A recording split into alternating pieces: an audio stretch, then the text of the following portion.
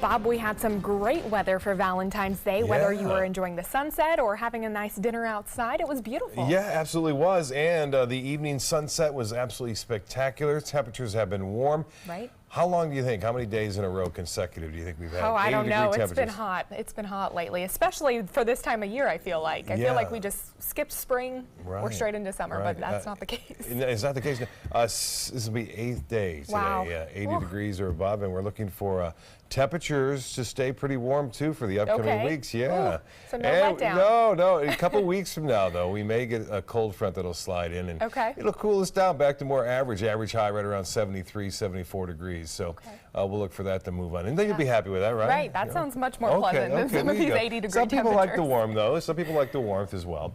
Here's what's going on right now. Viewer photo sent in. This one, a perfect shot by Fred Seeger. Yes, happy Valentine's Day right there out of South Florida, in Southwest Florida. Appreciate that shot sent in there. That's a nice way you framed it. And this one from David McDonald, someone taking a sail right there at sunset. That's always nice. Casey Key webcam showing beach conditions looking spectacular today. Lots of clear skies and calm seas too. So if you plan on boating over the next few days, it looks to be really quite nice. Things aren't changing much at all. Large area of high pressure continues to dominate our weather right now. You've heard it all week long, and for the past 8 days now, that's been pretty much the same story. What we are looking at, some clouds, low clouds here. They're moving off basically to the southwest. All the showers kind of running around the periphery of this large area of high pressure, which continues to hold firm in the upper levels of the atmosphere and at the surface. And that's typically what we see during the summer months. Here is a double stacked high pressure system. At 69 right now, we have that low cloudiness starting to develop. The dew point and temperature getting close to one another. East to northeast winds rather light at 5 miles an hour.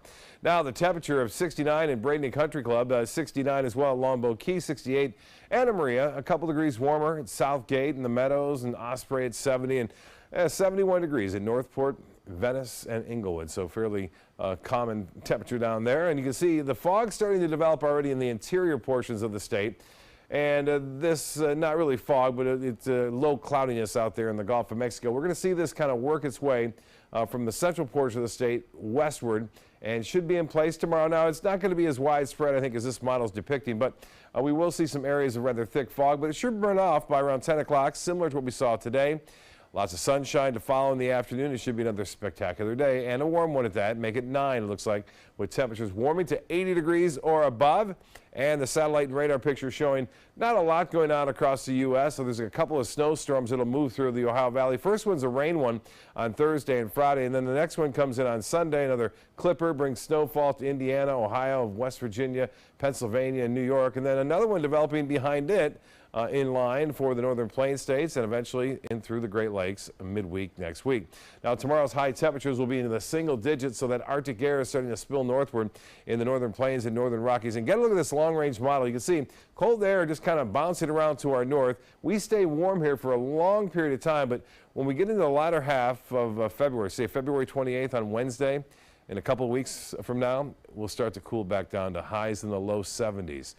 Some morning fog around. East winds turn to the southwest, and they'll subside somewhat in the afternoon. Here's the extended forecast then.